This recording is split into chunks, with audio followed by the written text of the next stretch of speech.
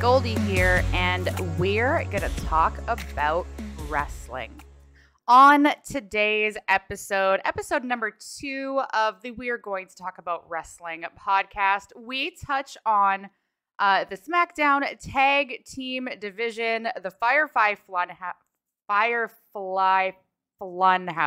Really? Funhouse. I've never watched it before. The Firefly Funhouse. What happened with the cage match on Raw is 30.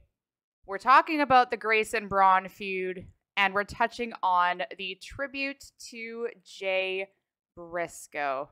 With that, I'd like to say hello, everybody. Welcome on in. Once again, we have Flo and Donjay. How are you gentlemen doing today? Doing pretty good. I'm loving life. I love when both of you talk at the same time. I'll go back to doing it individually. Flo, how are you doing today? Doing good. Ready to Donjay, sir, how are you? Meh. I'm great. Have you ever heard of the Fire? Week. It is Royal Rumble week, yeah. Have you ever heard of the Firefly Funhouse? Not the Funhouse, but the Funhouse. Yes, big fan. Okay. I'm glad we got that out of the way. Let's get say Firefly Funhouse 3 times fast. Triple F, baby. No. You have to actually say it. No. Fine, I'll be the one that embarrasses myself. Yeah. All right. So what we're going to try to do this show is save as many Rumble predictions as possible for Saturday's special 1-hour pre-Rumble podcast. But of course, with it being Rumble week, there's going to be things to talk about. So let's talk about them. Kicking things off, the SmackDown Male Tag Team Division. We had a tag tournament commence. For the winners will be the number 1 contenders to the Usos SmackDown Tag Championships. Teams involved: the Viking Raiders, Sheamus and Drew, Hit Row, Los Lotharios, Brawling Brutes, Imperium, Legado del Fantasma, and Maximum Male Models. We talked about the depth of the tag team division on the last episode, and I think we predicted every team except Maximum Male Models in it. Yep. Forgot about them because they're not on TV as much. They do a lot of digital stuff, which is kind of funny, but not on SmackDown as much. But it was good to see them on TV this week. All right. Yep, we just talked about last week, and I think there was a few people in chat when we're like, "Oh, tag teams, SmackDowns." Everybody's like, "What's going on?" Nah, they don't have death. They pretty much had an entire show dedicated to tag team wrestling, and a couple of those matches, I mean, they were almost pay-per-view caliber matches. I know the Imperium match for one, absolutely banger. Just could not stop it. Went on forever. Ludwig Kaiser got tagged in, came in hot, and just almost completely killed a man. He hit one move. And I was like, "Oh, this is Imperium? Okay." Yeah, they're always flanked with Gunther, so he gets all the credit, and that people forget that when these guys get in the ring, their brand of tag team wrestling it's just outstanding. Mm-hmm. And the fact that he almost killed a man, the irony is not lost on me, given that Ridge Holland was almost killed Big E. But I digress. No. No, you go ahead. No. It's your avatar. Get it out. This is not soap opera. Get it out your system. Get it out your system. I am glad that Imperium won because that meant Ridge Holland lost. We both remarked when that match concluded, we were like, "Oh, Ridge eats the pin." Yes. We were all pretty happy about that. So the first match of this tag tournament was the Viking Raiders versus Sheamus and Drew. And I remarked that could have been a finals match easily. They started the show with a match that could have been the final. Viking Raiders are so good. We know Drew and Sheamus for the longest as singles. They paired well, but damn, the Viking Raiders are good. Mm-hmm. Put them on my television every week. Yeah, coming back, the same thing I said about Imperium, about a brand of wrestling when it comes to tag team. They just flow together so well. And I said it last week too. When WWE starts off a night with a tag team match, you know what you're going to get. It's going to be phenomenal either way, and it's going to be hard to top for the rest of the show. You got the Viking Raiders, who shouldn't be able to move like that for their size, especially Ivar out there. Unreal. Flip the other Cartwheels and moonsaults and stuff. Cannonballs, you name it. And then you just got Drew and Sheamus, which you could watch them face each other every week in a match. It's actually the best match I've ever watched at a house show, was Drew and Sheamus beating the hell out of each other for 30 minutes. It was outstanding. So again, just touching on the tag team division on SmackDown, it's the division to watch right now. So to recap what happened in that tournament, we had Viking Raiders versus Sheamus and Drew. Sheamus and Drew advance. Hit Row and Los Lotharios. Hit Row advances due to BFAB interference, and for some reason, Michael Cole hates Top Dollar. My man was ripping on him to the point that was that the match that Wade Barrett was like, why don't you pull up in their hood and talk that talk, Michael Cole? Yeah. They're about to drop another diss track. He's never living down the flop. It's never not going to be Flop Dollar, but I am happy to see them get a win, kind of solidify their heel turn a little more. Looking forward to seeing more out of them. We had Legado del Fantasma versus the Maximum Male Models, which, I mean, honestly, I don't want to say it was a squash match because I don't want to discredit. Is it Massey and Mansoor? Is that how we're saying it now? And Mansoor. It's Mansoor. Yeah. Qu'est-ce que c'est? Pourquoi? I don't care how many symbols you put on. He's Mansoor to me, damn it. I don't want to discredit them, but we all knew Legado was advancing. Zelina is fantastic on commentary. The way that she was ripping on Maxime, girl thought it was a good idea to wear a trash bag. She was letting him have it. And then Brawling Brutes versus Imperium. We have Imperium advancing. So we have Sheamus and Drew facing off against Hit Row, I believe. Was that the bracket? Yes. And then Imperium versus Legado. Yep. Predictions? Because it's not happening at the Rumble, so I'm comfortable saying predictions. Yeah, because those two will happen tomorrow night. I think they're gonna go Drew and Sheamus. I want it to be Legado. That's where I'm going. Sticking my neck out there. I'm a big Legado mark. Yeah, I think it would take some sort of heavy screwery in order for the Bang Bros to lose that match. Yep. Well, they are going against Hit Row that has BFAB on the outside. I still don't think with those two, when you look at focus, I think you would need something bigger to enter. It would take a Gunther. I agree. Yeah. I agree. Yep. Like BFAB, I can't see pulling Drew's leg. I mean, Drew might do what everybody wants to do, the Rhea, kick her to the curve there and just keep going. But I don't think that's the interference we're getting with that team. So I do think Sheamus and Drew are going to get the nod there. On the other side, oh man, Legado Imperium. That could be a finals match too, and I'd be okay. Iron Man match. Can they both tie, and can we make it a triple threat? We'll make it like one of those NXT matches, and I'll be fine with it. I think, man, I'm gonna go Imperium just straight off of the momentum carrying. Maybe if Santos was in the match, maybe that would curve me a little, but I think Imperium's going to be able to pull it off even if there's a distraction. I agree, only because of the fact that you just picturing it forward, you see a Drew Sheamus Imperium final.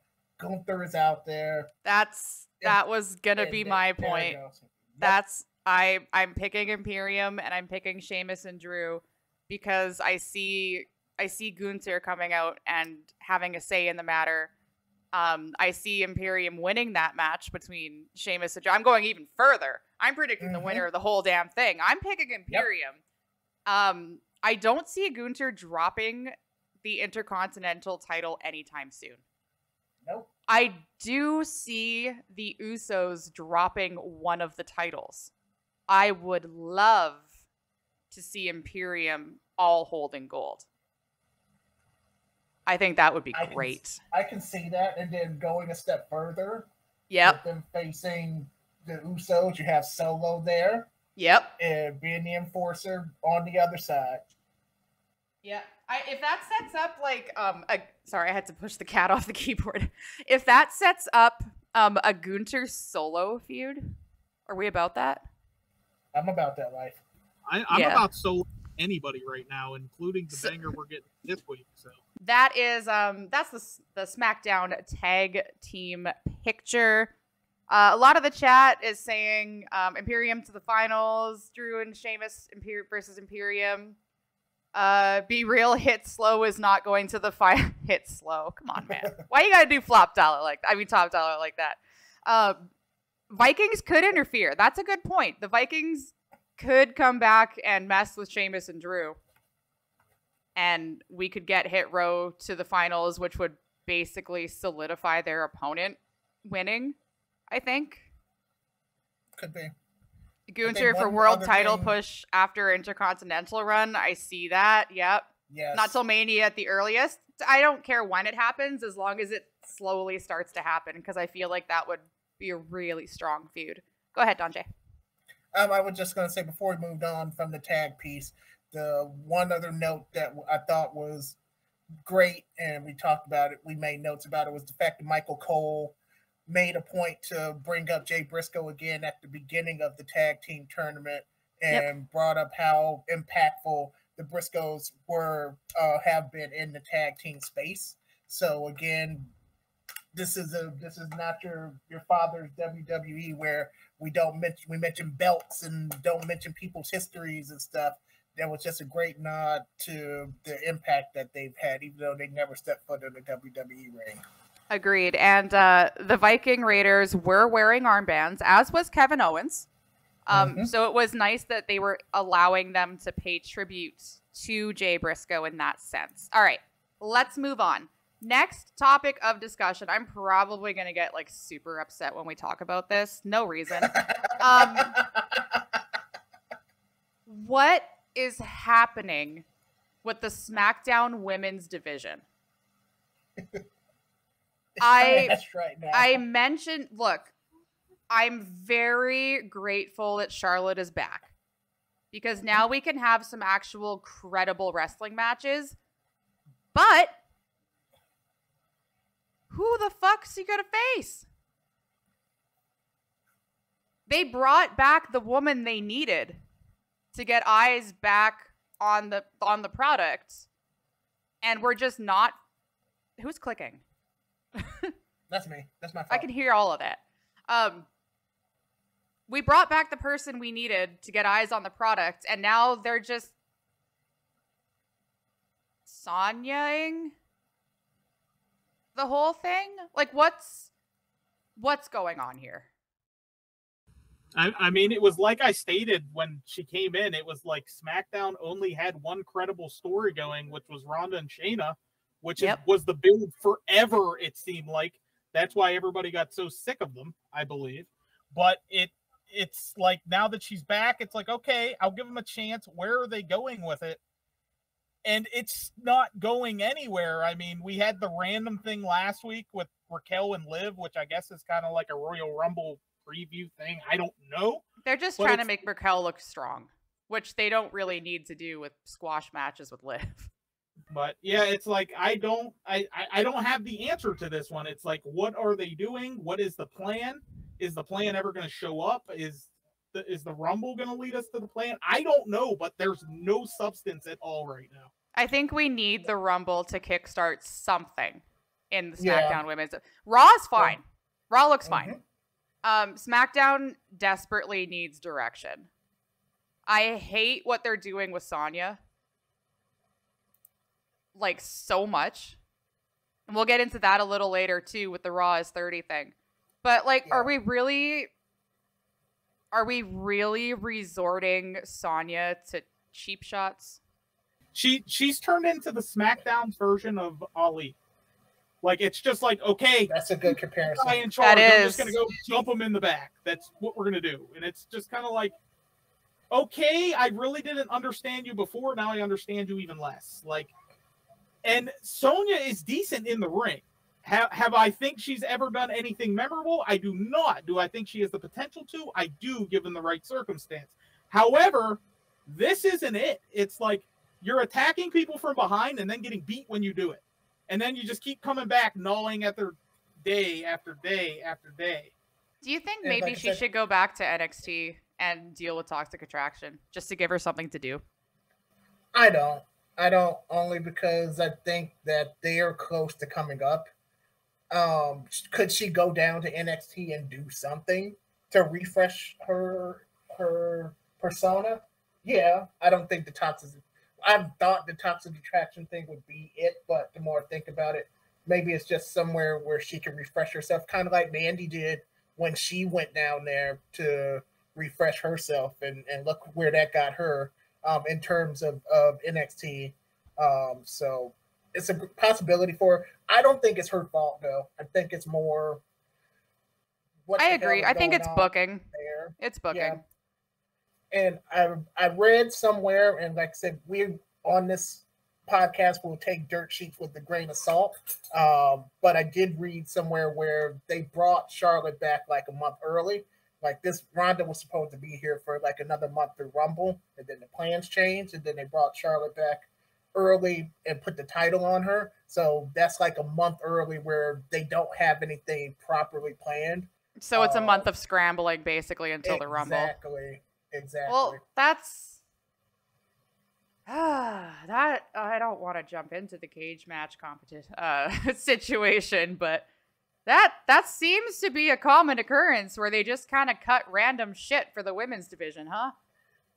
Yeah, I was gonna say I think what Sonya needs is like, let's give her a month over on Raw and see what she did. But then if they run out of time, they're just going to cut her anyway. So I'm not sure about that either. But again, that's a subject for a little bit. Monday was a special circumstance, and we'll talk more about that later in terms of the timing of it. But yeah, that it didn't, in terms of the women's situation, did no favors Friday or Monday. No, it didn't. And we'll get into that a little bit later. Let's see, what's the chat saying? Imploding hard. They have depth, but they don't want to push anybody. Raquel needs to turn heel. Love Charlie. Hoping it's Kana. Yeah, we're getting hints at Dark Asuka. She'll face Dakota Kai, and Dakota will win the title and rule WWE. Yeah, okay. I wonder who said that. Maybe Nia is returning. Instead of Dana, they're inserted. Oh, instead of Sonya there. Hold on. No, because Dana's on Raw, right? Yeah. Shayna versus Charlotte would slap. They would have a story at least. At least Ronda could be like, I'm sending Shayna after you. Or something. We need Kana. What else does Sonya have? Yeah, her character has been Sonya should go back to SmackDown GM, leave Adam Pearce on Raw. That, I don't think, is a terrible idea. I don't think that's a terrible idea at all.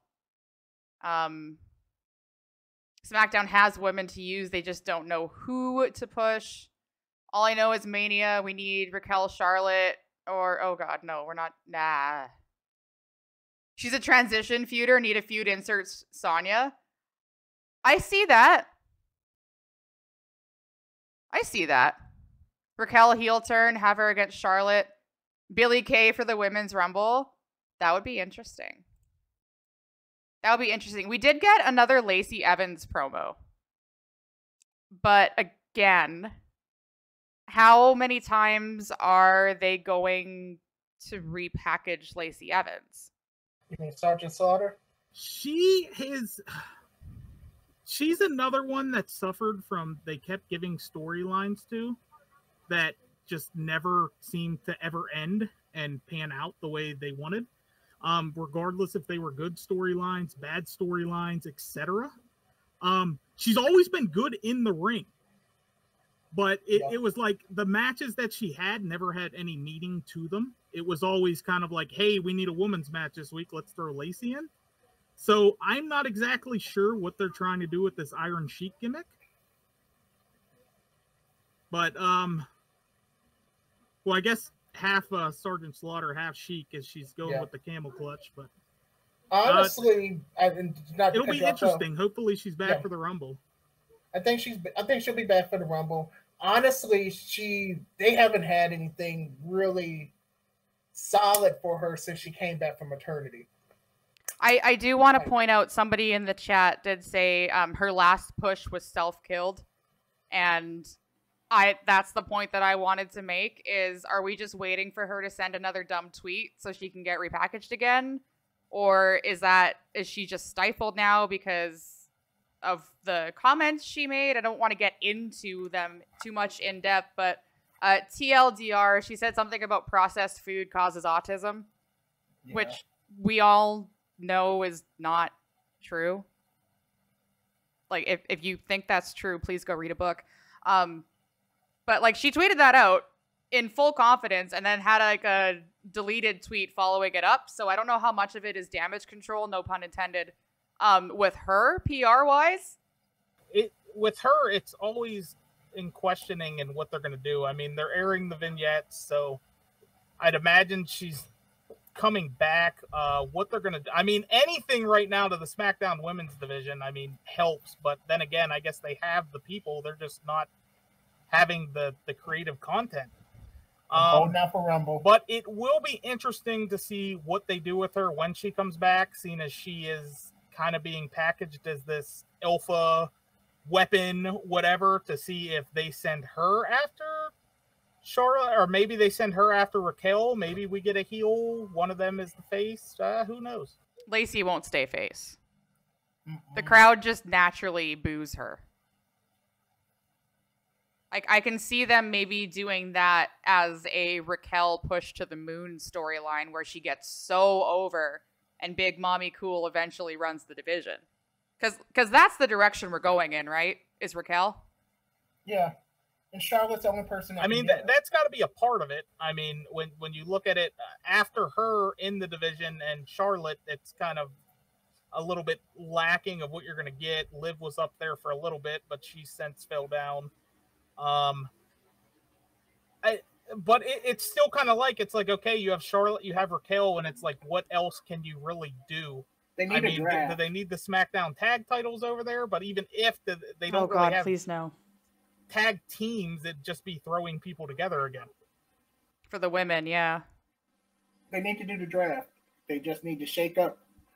Like a Bailey or a Becky needs to go over to SmackDown. For SmackDown Women's Division, let's just see what they decide to do after the Rumble, and then hopefully we get some type of sighting or pathway to something relevant. Hopefully. It is a little confusing. We will have to see, I guess, what happens the SmackDown before the Rumble, if we get any kind of storyline progression, or if it becomes somebody from SmackDown wins the Women's Rumble and that starts the feud. That's likely what's going to happen. Anyways, next up, the botch heard around the stream, the Firefly Funhouse. We had, first off, let me talk to you. Do we really need to be giving LA Knight enhancement matches? I thought it was fine. It was to get him, give him something to get him in the ring, other than to do another promo segment. Yeah, I think that's what they're going for there. Why didn't they just do it like while he was walking down the ramp then? Where's the fun in that? He won, I mean, didn't he? yeah, but like the fun was all of you guys having like a freaking orgasm when the Funhouse hit the Titantron. And I'm sitting here going, who the fuck are these people? I mean, as soon as the music hit, I mean, you were in voice with me. I lit up like a goddamn child. You did, and I was like, I'm not familiar with complete transparency here. I'm not familiar with the Funhouse. I wasn't watching wrestling when that was a thing.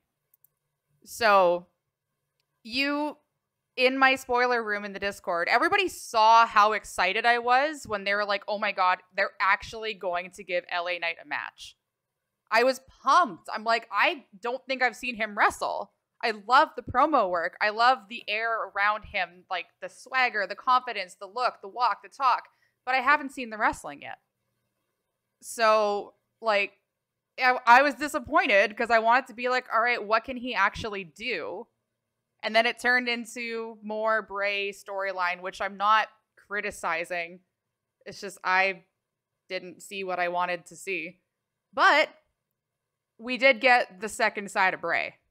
We got another evolution in the story that is unfolding of Bray Wyatt, going back and repairing the Firefly Funhouse. Yep. Like I said, just the music and the expression, and like you've seen it on everybody's face, it just popped up. So pretty much what we're running through here, and not only was it just the Firefly Funhouse, like it started out with a little bit of edge with it. I mean, he had the good old plumber's crack going. I think he dropped a few bombs on it as well. And I think that was the giddy excitement of pretty much what the Firefly Funhouse was. Is it was actually fun. It was comedy. It was great. It was just. It was like Pee-wee's Playhouse. Like you watch Pee-wee's Playhouse, it was an evolution of that.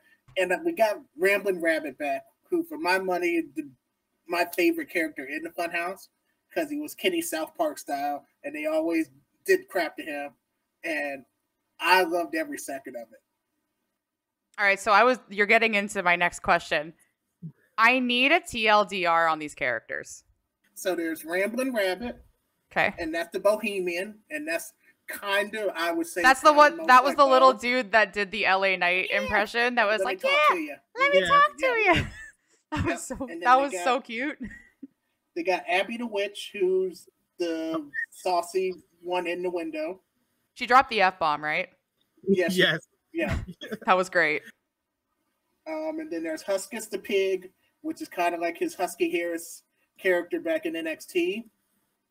Okay. The one that looked like Uter from The Simpsons that was eating chocolate?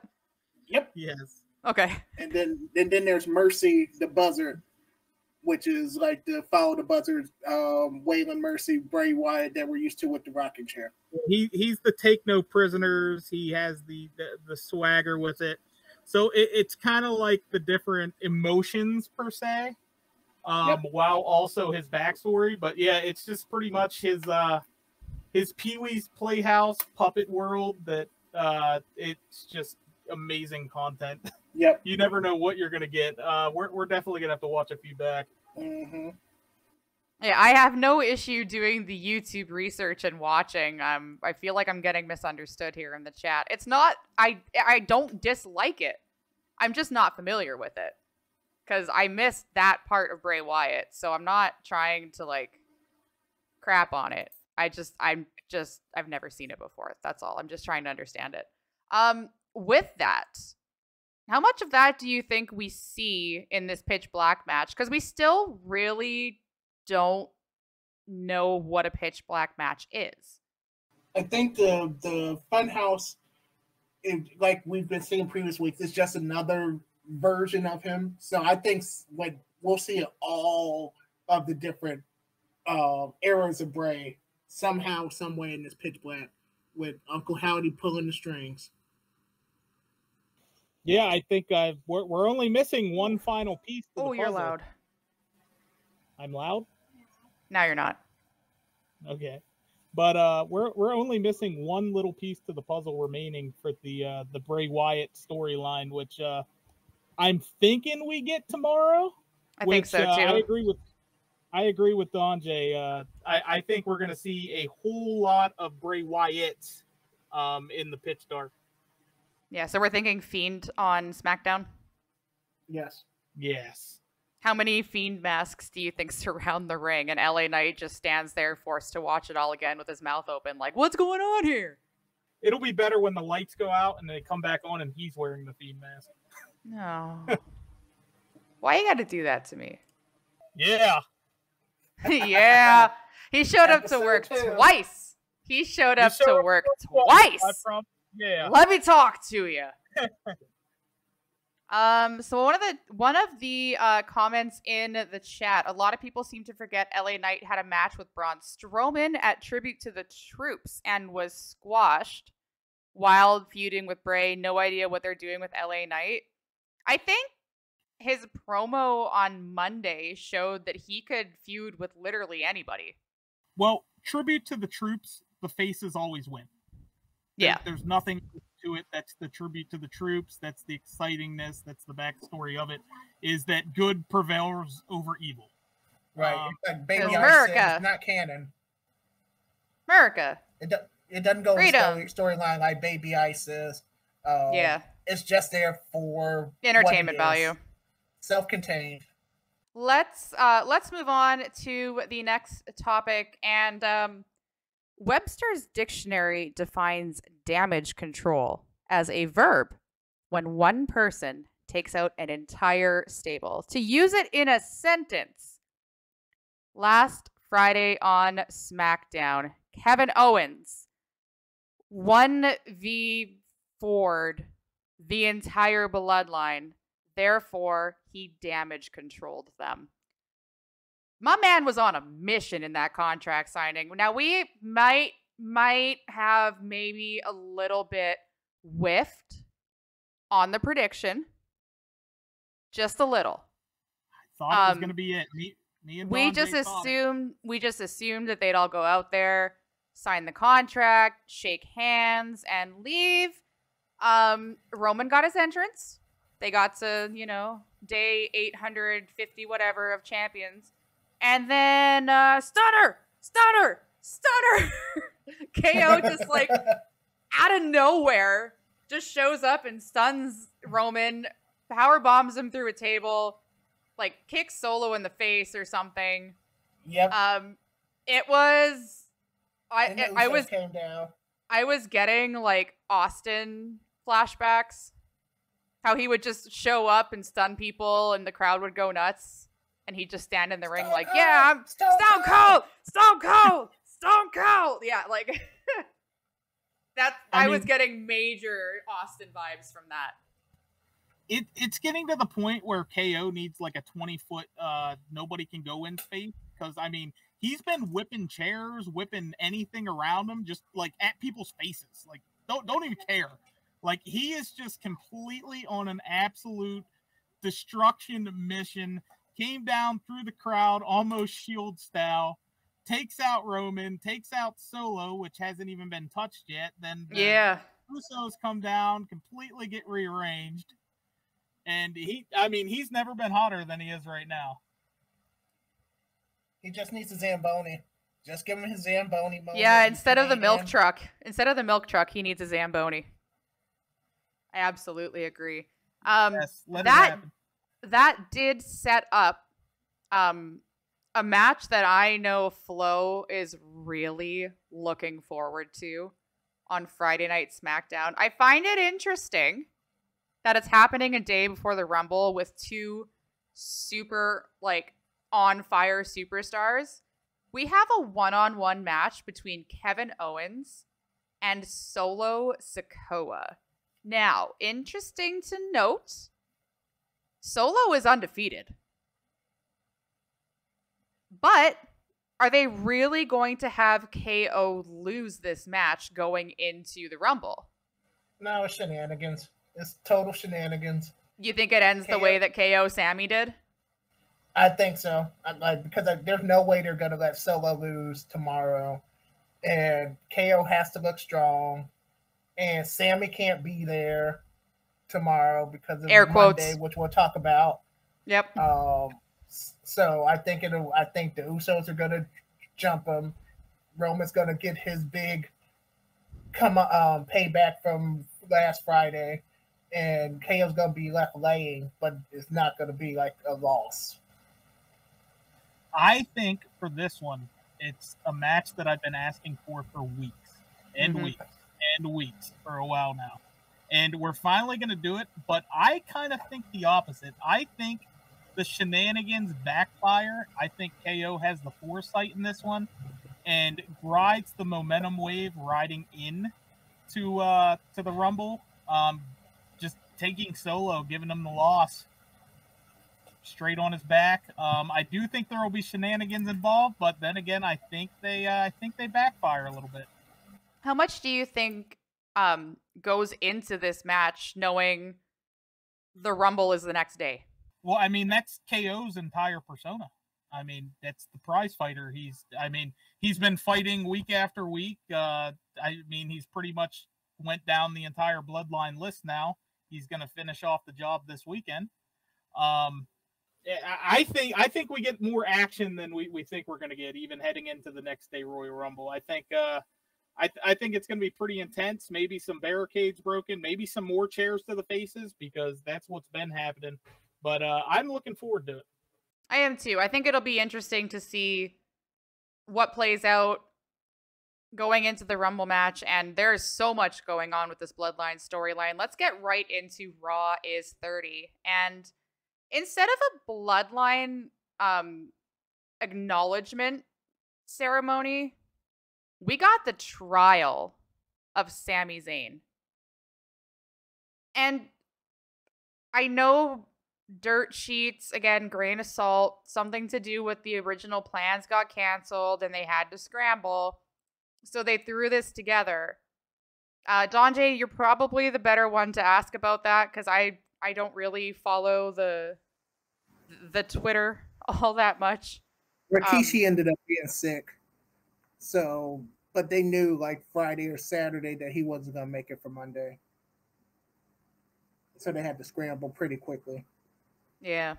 And the results, would either of you like to weigh in on this trial of Sami? I don't really have any thoughts about it, to be honest. It was, it showed like it was put together, at least from Paul Heyman's end, because it was like the evidence Paul Heyman was showing was so like weak, when we as viewers have seen like much worse, much more compelling things that Sami did with Kevin Owens, this, that, and the other. Which, by the way, don't make sense anyway, because, I mean, how did we go from a trial to whatever happened? I'm not exactly sure how we got from point A to get point B. I was kind of happy with the point B ending and what they did with it. But Paul's evidence was just so lacking. It's like, really? Really? And then Roman snaps like, oh, you see this? This is like, yeah, that's kind of... And then, of all people to have a lack of evidence, Paul Heyman is not the person I think of. Yeah, Paul Heyman's the kind of guy where, even though he's not a lawyer, I would call to be my lawyer just to speak. So yeah. I guess speaking is his thing. Video production, not as much. Capturing footage, not as much. Just leave him the speaking. But filmmaker of the year, main event Jey Uso. The superstar steps up completely. Jey Uso saves the day from Sami eating a... that's a weird part, too, because Solo and Sami, weren't they the ones that were really cool in the beginning? Yep. Like, they were always the BFF crew, this, that, and the other, and now it's just like, Roman's like, yep, Solo, take him out back, give him the old yeller. So then he cocks the gun back, and Jey comes in with the save to everybody's avail with the good defense attorney evidence, which was absolutely wonderful, and the story continues with him getting the save. I enjoy the whole story up to this point, just from especially the Jey aspect, because if for people who hasn't been with this from the beginning of the story, Jey and Roman battled, and Jey did not want to become part of this, and he was forced into it. And then he finally fell in line. But you always knew that there was that resentment that he had to fall back behind his cousin. And I'm thinking some of this is he went to save Sammy because he really respects Sammy. But some of this is, I did not forget what you put me and my brother through to join this at the very beginning. There's so many layers. Like an onion. Or an ogre. Or an ogre. Or an ogre. I also felt, I'll be honest, I was losing interest in the segment until Jay stood up. Because it just felt, you have 9 months of Bloodline story, and this is the prosecution that you're going with. It felt like such a stretch. And then Jay stepped up and I'm like, okay, I'm back in it. But until that point, I was like, what is the point of this? What is the point of this? But then, main event, Jay tugging at the heartstrings a little bit. It was definitely, I mean, it could have been a Hallmark movie at that point. And then what the continuation into the match and just how that shook out, a little ironic, but that was interesting. Yeah. I'm not a fan of fake injury storylines at all. I don't like them whatsoever, but it made sense since they did it for the Judgment Day the week prior. They did it for the Bloodline, and it adds to the whole Sammy is showing his loyalty. They let Sammy hit the 1D, which was amazing. I popped so hard for that. Oh, that was so great. And then Usos retain, thanks to the help of Sammy over the Judgment Day, so their Raw tag team titles are still intact. Again, there is that tournament on SmackDown to determine the number 1 contenders for the SmackDown titles. On to the next topic, and we are once again bringing up LA Knight and Bray because they showed up on Raw. And I thought I was going to, happiness overload. Not only is LA Knight cutting a promo in the ring, but then I Am American Badass starts playing. And then you hear the motorcycle start. And I just wanted to cry. I was so happy. I might be in the minority here, but my favorite Taker is American Badass Taker. I just thought it was the bandana, the bike around the ring. When he's going up the ramp, he looks over his shoulder, and then he throws up the fist, and then just and off he goes. I loved everything about ABA. So to see him confront LA Knight, who was dripping in the ring, yeah. The sunglasses, the vest, the boots that he was wearing, my God. And then they get the stare down. And then LA Knight is cutting a promo on him on the way out, up the ramp. And Bray's music hits. And Flo, I will let you take it from here. And this was the segment that just kept on giving. It was, I never knew I needed something so much in my life until this. Like I said, you got LA Knight was killing the promo like he always does. Nothing new. Giving it all. Taker of all people comes out to confront him. They give him the gong to start. They swerved everybody. Turn it around. Then the American Badass arrives. Got the bike working. Got around the ring. Gets in. LA Knight takes off. And then the shatter hits. And it's just it's surreal. That's just the word that I kept using. Because it was is this moment actually happening? So that's the question that I had that I'd like both of you to, well, I kind of know. But if you're stuck between New Bray Wyatt and The Undertaker, which way do you go? LA Knight's way. Yeah, I knew that was coming. If there's a fork in the road, take it. But that was the decision LA Knight was given, and I am absolutely happy that he is deserving to be part of this moment that happened next. LA Knight retreats back the other way, and then Bray Wyatt comes out. And then, so that's the question that I had that I'd like both of you to, well, I kind of know. But if you're stuck between New Bray Wyatt and The Undertaker, which way do you go? LA Knight's way. Yeah, I knew that was coming. going back to the ring where Taker is able to get his big, sexy hand around his neck. And then Bray enters the ring, and don't do me like this. LA Knight was passed like a torch in the wind over to Bray. Passing the torch in the night. Passing the torch in the LA Knight air. Mm-hmm. Then they stare down, and you see Taker give a little whisper. You guys know what Taker said to Bray, right? Omelette du fromage. That's what I felt like the whole segment was whispering in my ear. Like, I do want to point out Iron Sheik sent me a fantastic meme, Simpsons related. Now, Bray, I don't want to alarm you, but there may be a boogeyman or boogeymen in this house.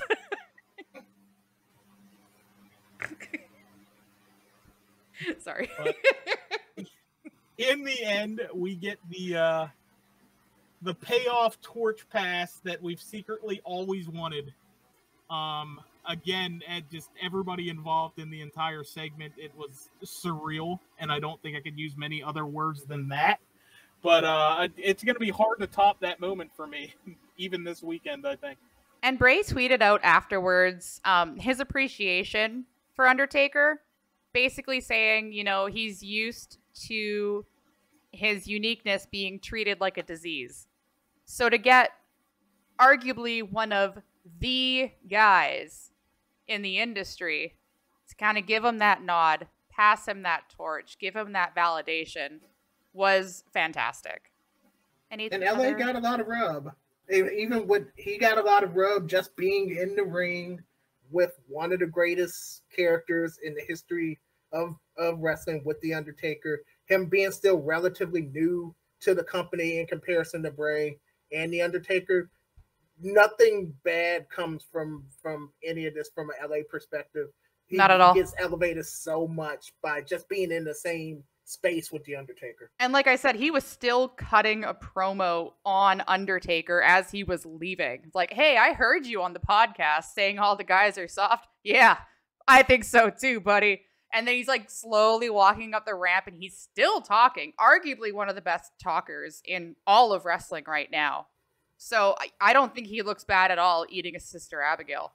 Yeah, it just everybody in the entire segment, like it was perfection. I thought the hair stood like you got LA Knight cutting the promo, your hair stood up. The Undertaker gong hits, your hair stand up. Yeah. Then you hear the motorcycle. I have to do this one more time apparently. Yeah.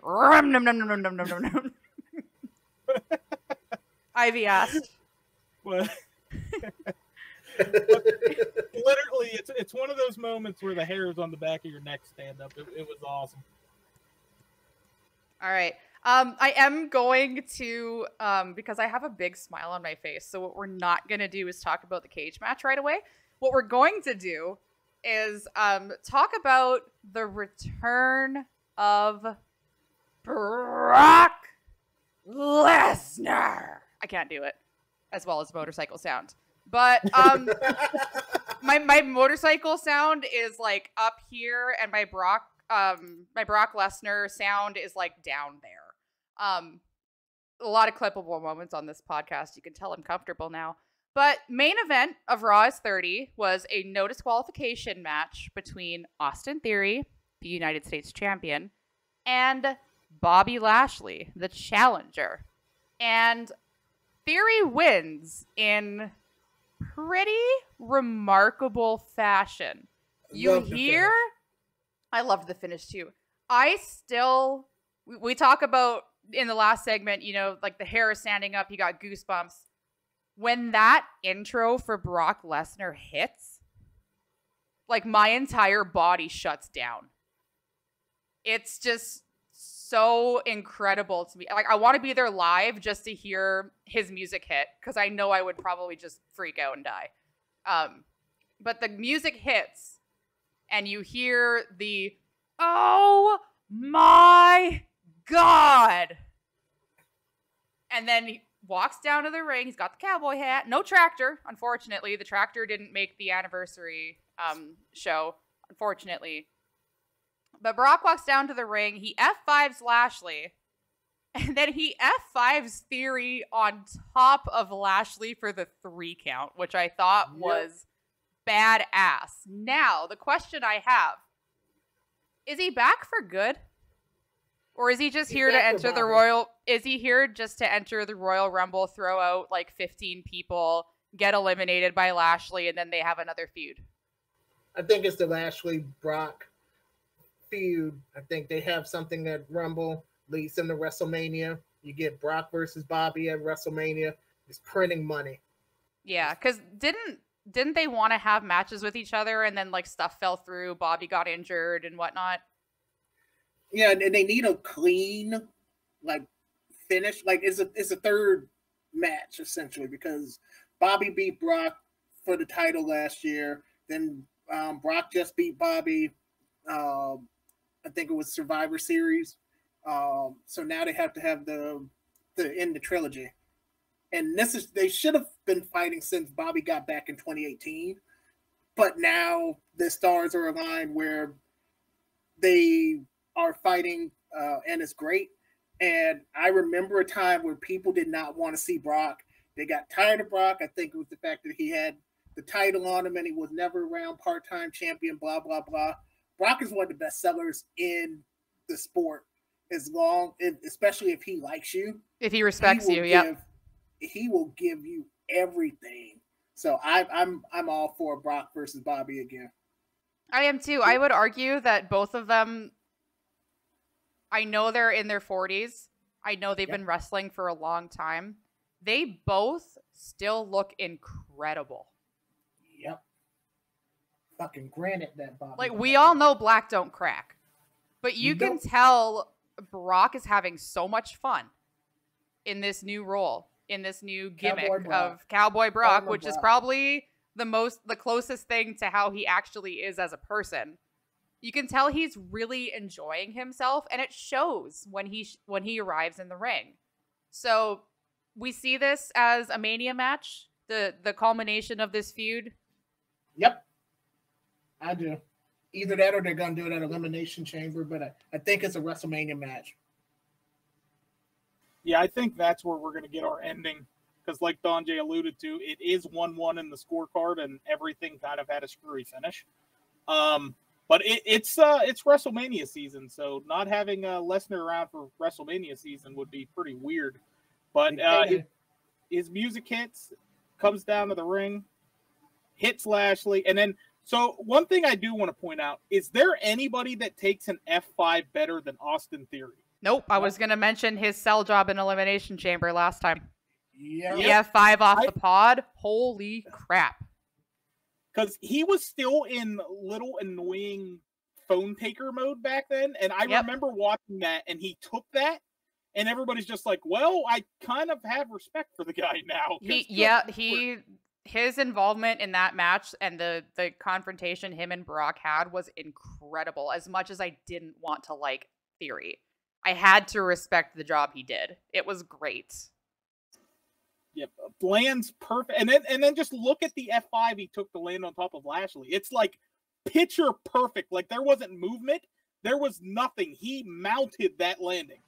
Perfection. I would have like accidentally hit him with my forehead or something. I would have concussed someone if I tried to do that. He sold it. He landed perfectly. Just flopped. Not like flop dollar, but like just flopped. But I mean, more than the Brock Bobby that looks like we're getting, it's like, do they add Theory to the mix now that? Well, yeah. What happens now that Bobby has had his shot?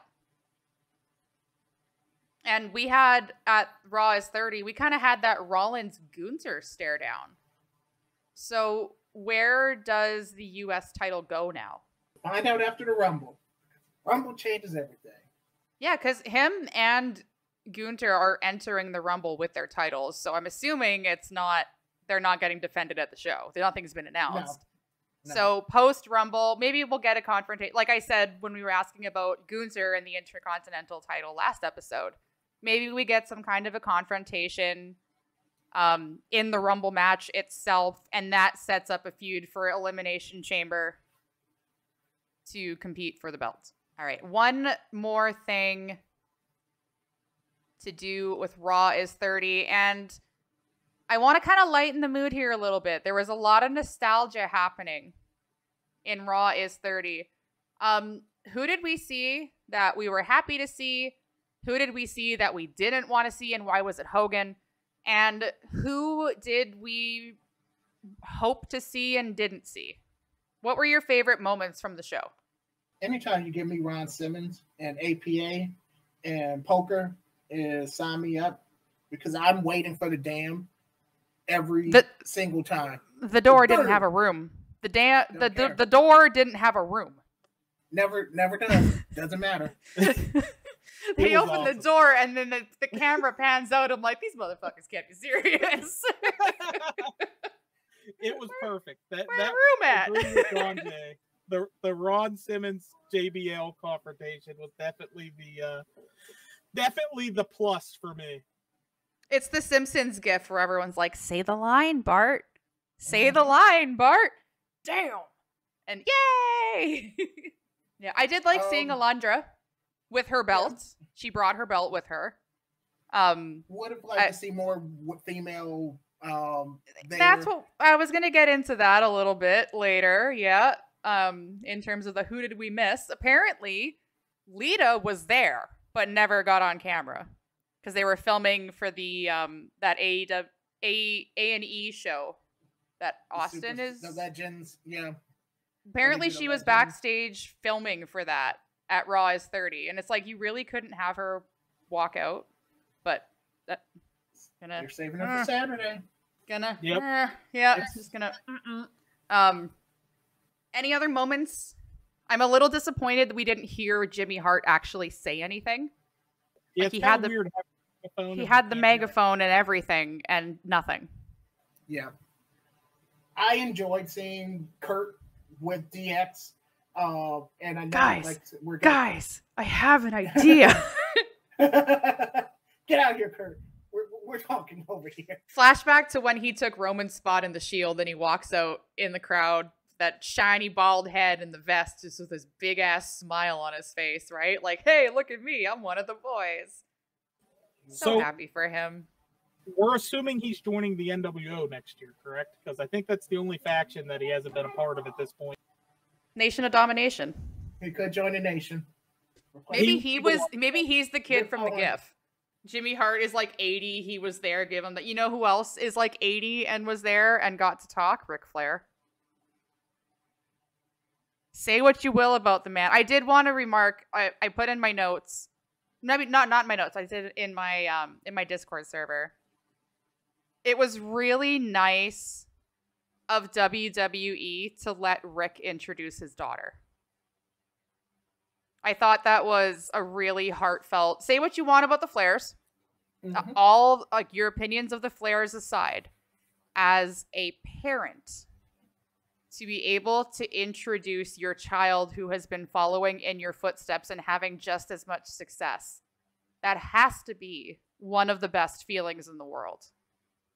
And really, with Monday being the 30th anniversary, and we eventually need to talk about the other thing we don't want to talk about, the elephant in the room. We don't have to, but I think one thing that we don't realize a lot as wrestling fans is how much timing comes into stuff and how much they have to take away stuff because of how, if something goes wrong, like that one segment, or when the Undertaker's bike wasn't working properly, that takes seconds away from something else. And the fact that they flew all of those legends in on one-time occurrences and have to pay them, and they don't want to lose the money that they paid them to get there, so they want to get them on camera. So other stuff has to be cut.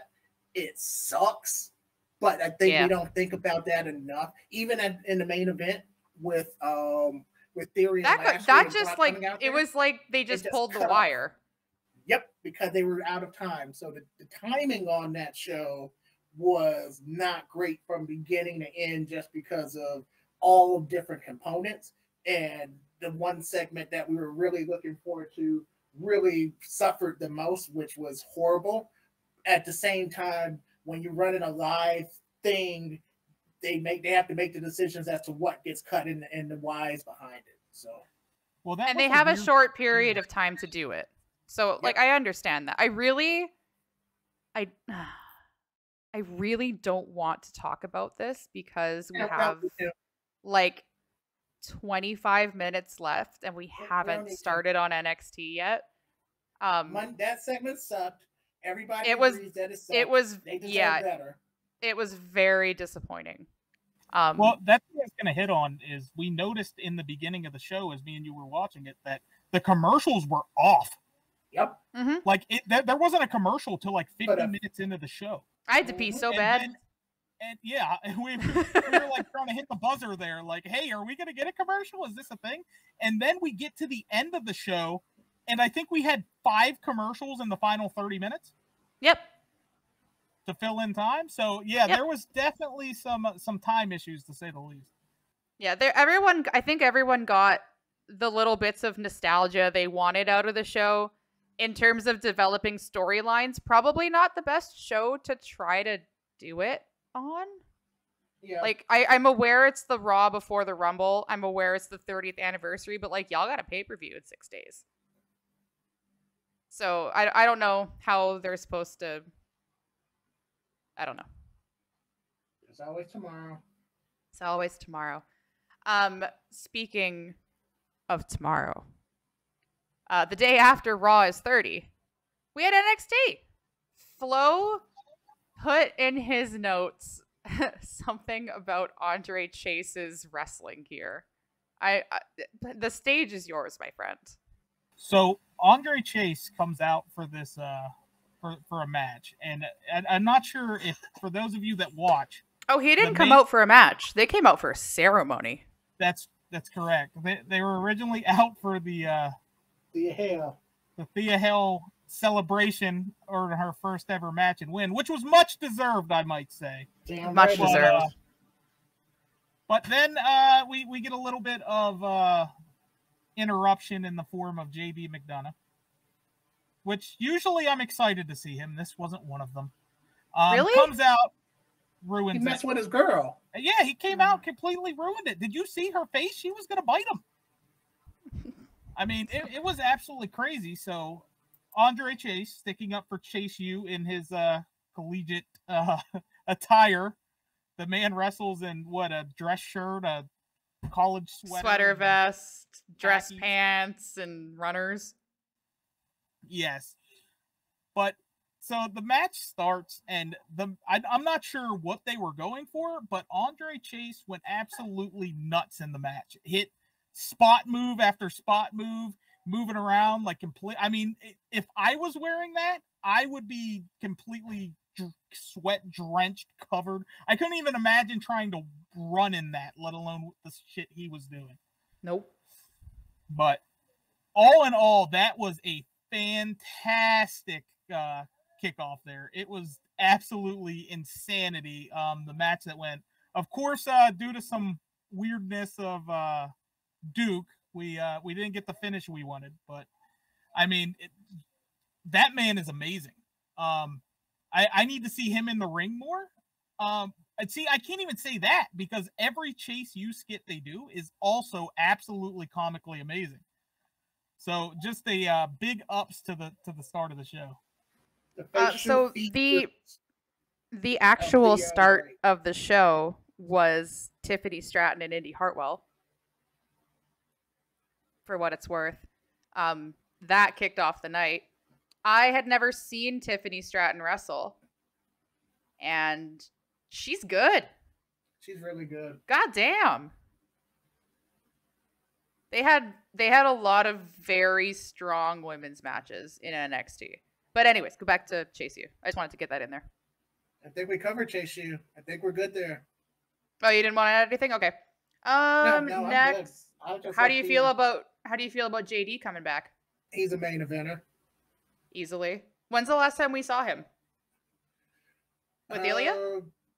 No, it was around Christmas. I know he had a championship match program with Braun, and he lost to Braun because everybody loses to Braun. Everybody. Yeah, we'll get into that a little bit later too. After that, like I said, a lot of strong women's matches. We had Tiffany Stratton versus Indy Hartwell. We had Ivy Nile and Tatum Paxley versus Kiana James and Fallon Henley. Fallon and Kiana win, and now they have a title shot at Vengeance Day. Yep. We also had Wendy Chu versus Elektra Lopez. And we had Katana and Kaden defending the titles against Alba Fire and, to everybody's pleasant surprise, Sol Ruka. And then the night ended with the Women's Championship Summit. So I know there was a lot of buzz on social media about the women kind of being left off SmackDown and Raw. It was nice to see a strong female component to the NXT episode. Even the parking lot got involved and helped with a women's storyline. the NXT parking lot is undefeated. Right. The NXT parking lot is on pace to beat Roman.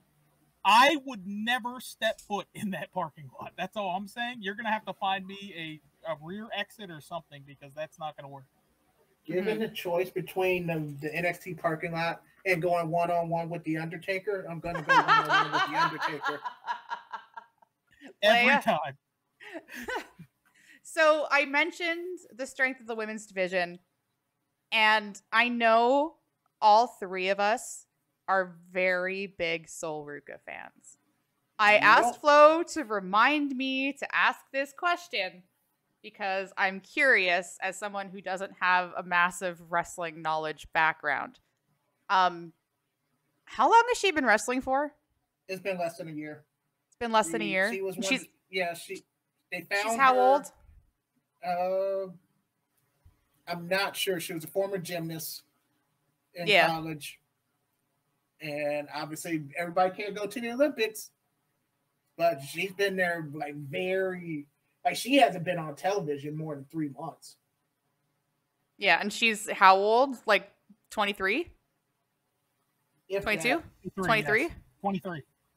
So 23. That's it. That's it. That's the women's division in NXT is so young and so good. Thea Hale is 19. Roxanne Perez is 20. And then you have Sol Ruka, who is skyrocket. Stock is going through the roof, and she's like 23 years old. My question to the two of you, who would you compare her to in terms of someone that's picked up the business so naturally and so quickly? I said it last week, but I would compare her to Bianca in terms of just picking it up. Neither one of them had any inkling of wrestling whatsoever when they came into the business. Right, because Bianca was a track and field star, wasn't she? Yep, track and field and CrossFit. It had nothing to do with wrestling.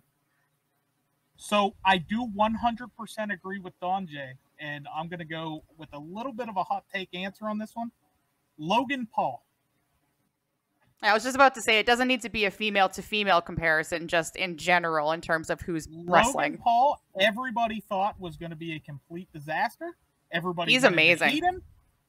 The man got into the ring and it was, he's outperforming the people in the ring. It's unbelievable.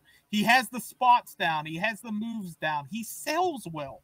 So in that comparison of who he's got the charisma and the talk too.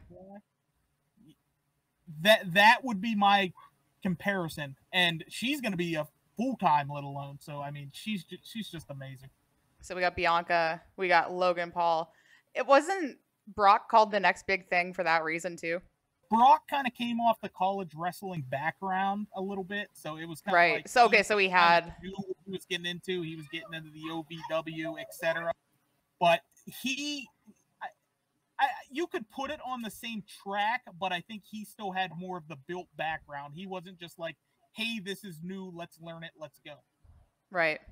All right. Yeah, I see big things for her. I want to see her against a big name.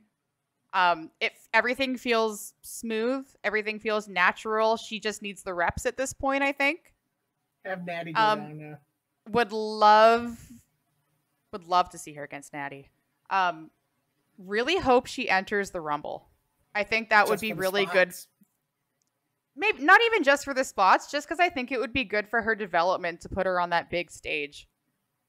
because she seems to have everything. And like someone is saying in the chat, she hasn't had that match yet against a top caliber person. So we can't really see where the ceiling is with her yet. I completely agree. But from what we're seeing early, she's got star written all over her. And I'm very excited to see what she does next. Next topic of discussion is Hank. That was a match thrown together, and you got this big, giant lumberjack country boy in Hank, which kind of got left in the ring by himself, but I don't think anybody minded as he just absolutely... I mean, what was that wheelbarrow move? The wheelbarrow powerbomb into an armbar was something special, man. Something special. And it's good to have Drew in the ring with all of them just because he's so good. He's just one of those needed hands that can guide anybody through a wrestling match. So to have him tag with Hank against the Creeds was a benefit to all of them. Yeah, he was giving me Seth Rogen vibes. Tall Seth Rogen. Tall, little, chunkier, less high Seth Rogen selling propane and propane accessories. I'll tell you what. And I'll tell you what. One thing I wanted to remark, it wasn't in the notes, but Donjay did mention this when we were watching NXT. Can we talk about I'm very white, so I don't fully understand the implications of this, and I'm not going to pretend to know. But can you explain to me what happened when Apollo sat in Carmelo's chair at the barbershop? If someone has an appointment at the barbershop, that's a personal foul by the barber itself. And so it's not even Apollo's fault, it's the barber's fault to allow him in the chair knowing that Melo had an appointment. You don't do that. It's a personal foul, it's a personal affront. There's been fights that I have seen in the hood for stuff like that. Well, it turns out we are getting a fight out of it. A 2 out of 3 falls match between Apollo and Carmelo at Vengeance Day. How excited are we? Banger. Mm-hmm. It's going to be absolutely amazing. We're finally getting what most of us been asking for, 2 out of 3 in Iron Man matches. Let them go as long as they possibly can, and it's just going to be a spectacle. And they used to do them in NXT all the time. They used to do them all the time with Gargano and Ciampa, Gargano and Adam Cole. Just play it out in the ring. And Melo is my favorite person in NXT, bar none. So anytime he's on my screen, I am there. We do have one podcast episode before Vengeance Day, so I will reserve predictions for that. But I'm really looking forward to that. The match that I'm really looking forward to at Vengeance Day is Braun Breaker versus Grayson Waller in a steel cage for the NXT. Neither of you remarked on this, which was a little surprising to me. I love everything they've done in the last week. From the absolutely totally staged but not supposed to look like it's staged brawl at the Performance Center to the brawl that ensued on NXT. Braun Breaker was walking through the hallways and I started going, Goldberg. Like, it just felt like something was gonna go down. I know Grayson Waller is the heel here. And normally I hate that kind of a heel. I'm so into Grayson Waller. I used to hate him, but he's fantastic. I can't hate him. He won me over at Stand and Deliver WrestleMania weekend when he jumped off and hit the elbow. And like we thought he broke his elbow, but he was fine. It was like insane. And I've been a fan of his ever since. He can wrestle, he can talk, he's got the swagger. Even the trash talk is just so good. And seeing him and Braun scrap, and it looks like they're trying to make it look like they're actually real heat fighting. And then seeing Braun just kind of go thud into the barricade. And then it's like, even Grayson Waller was like, what just happened? It's been nuts, and I agree. Grayson Waller has definitely came around. Yep. When he first started, he was one of those ones where you couldn't stand when he first started, and he just kept growing and growing and growing. And it's funny that you make the Goldberg reference, not only because it definitely looked like that. Oh, it had written all over it. That's what he is. I mean, that's the streak down in NXT, as me and Donjay alluded to earlier. Braun beats everybody. It don't fucking matter who you are, what's going to happen, what's going to go. He's going to beat you. And seeing him come out to the Goldberg, but now we finally have somebody in Grayson Waller that's in his head. Braun's getting angry. Braun's making mistakes. Grayson keeps getting the one up again and again and again as long as the ring ropes stay together. So I think it's going to be interesting to see what they do when they go again. But yeah, he definitely took that wall out for sure. Like I said, I'm not going to get into predictions, but I am going to put the two of you on the spot here. Who do you think goes main roster first? Braun Breaker or Carmelo Hayes? Braun. You think so? And I say Braun only because I think they want Melo to have an NXT championship run first before he goes. Like, that makes sense. He made the North American Championship. And when I think North American Championship, I think Melo, even though you don't think Aiden? I don't think Aiden Wesley. When I think it is always gonna be Melo, but I think they want to give him a world championship run in NXT, and that's why he'll beat Apollo in my mind before we get a little deeper next week. But I think that's where they go. Yep, I could see that that storyline position dragging out as well. That's Melo hasn't won the big one yet, and I know before they send you up, they like to get you in there, and I think he's definitely deserving of it. So does he beat Braun at some point to start that run, or does someone else hold the title? He beats Braun at Mania. He beats Braun. Yep, I think he's the one. Braun at Mania? All right. That said, I want Braun's music to hit at the Rumble. I want it to hit right now. I want it to hit right now. They usually have like an NXT rep, right? Hopefully they have more than one. The field has hardly been announced. We'll get into that on Saturday. But I'd love to see him in the men's Rumble. I'd love to see Sol Ruka in the women's Rumble from NXT. But moving on to AEW. Not a whole lot we're going to talk about here. I did not watch this week's episode of AEW. Donjay did. And you wanted to talk about the Danielson versus Cage match. Yeah, so the main storyline on AEW right now is MJF putting Bryan Danielson through his paces to ultimately become good, hit the big boss, and fight him at the next pay-per-view. So every week he puts Bryan Danielson in a match to make sure that he can win and go for it. So this week was Brian Cage. He's a big son of a bitch. I love his work. And it was a great match. And Danielson won because that's what happens. But that's the story. Part of the story.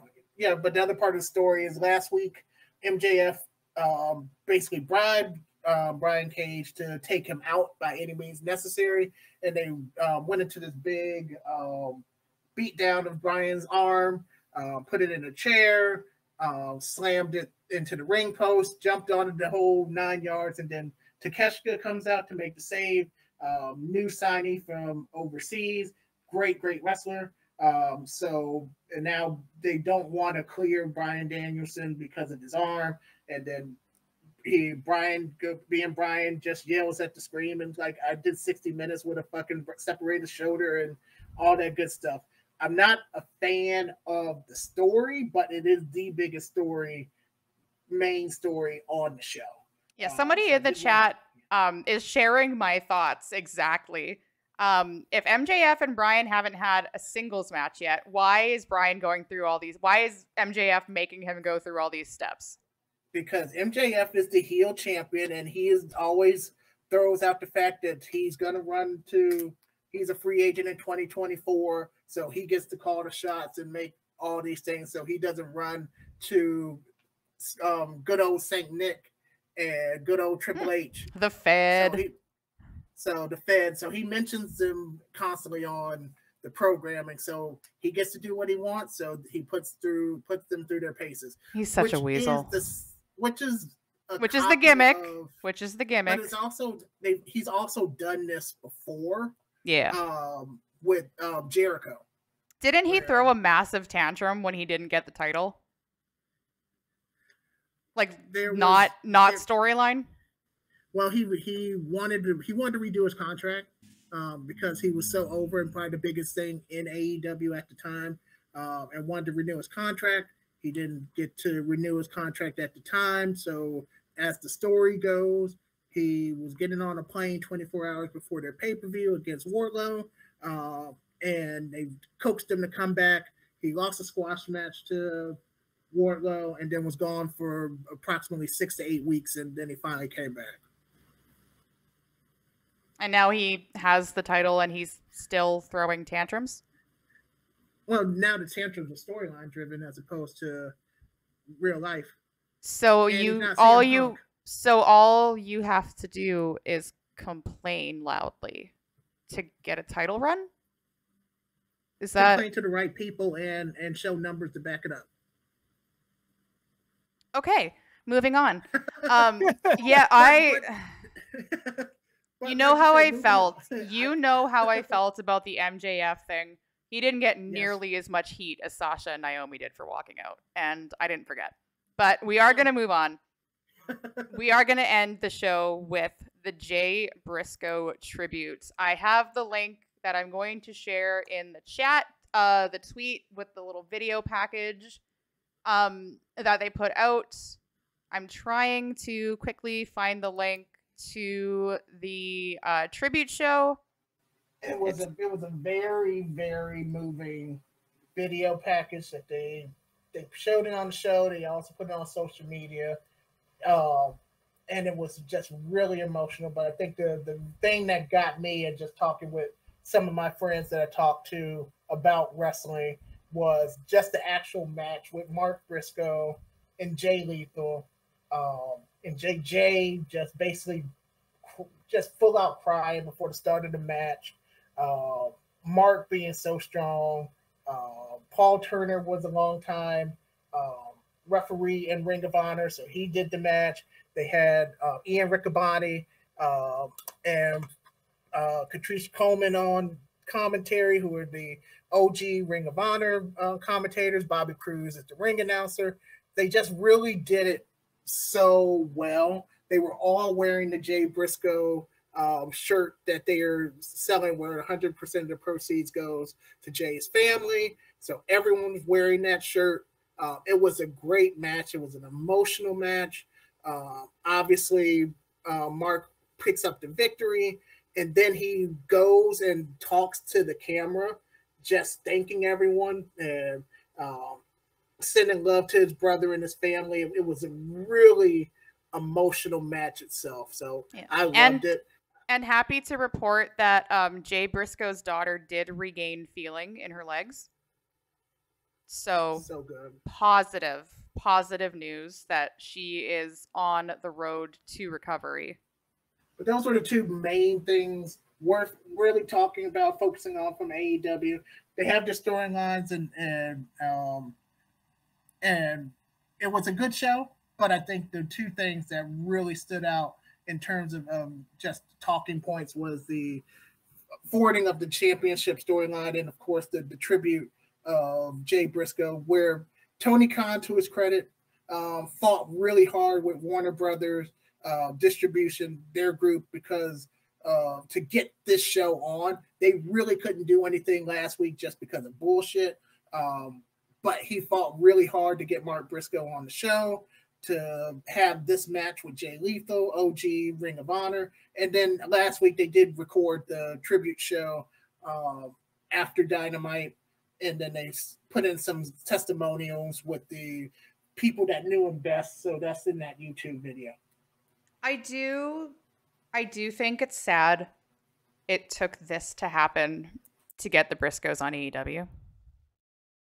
I think it's really unfortunate. Especially since there are so many people that have done so much worse and continue to be on TV every week. To punish somebody for tweets sent out 10 years ago, even when they made steps to rehabilitate that behavior and change. Cancel culture is very pick and choose, unfortunately. I don't really know if either of you want to touch on it regarding Jay Briscoe or not. But I am happy that they came to their senses and allowed this tribute match to take place. Imagine not. I can't. It was horrible. Like, I was pissed. I knew what it was just because they hadn't been on AEW programming at all, except for like to promote a match via a video, especially like all the FTR matches. They weren't able to really go on any AEW programming to push that. It always had to be pay-per-views of somewhere else to push it. So like you said, it shouldn't have had to come to this to get a Briscoe to fight on AEW, but I'm glad that he was able to do it. Yeah, we got the final resolution of the match. It was pretty spectacular that they were able to get it done, and I'm definitely happy for that. Is there anything else that you gentlemen would like to add to today's episode? I'm Gucci. You're Gucci? Yep. I'm ready for the Rumble. Let's go. Ready for the Rumble. We will have a 1 hour pre-Rumble podcast on the 28th around 2 p.m. Central Time. Maybe push it to 3. We'll see. I think I have it tentatively scheduled for 2 o'clock my time, so 3 o'clock for the two of you. And that'll be just here's the card. Here are our predictions. But if that's all we got, then that's all we got. Yep. See you Saturday for all things Royal Rumble.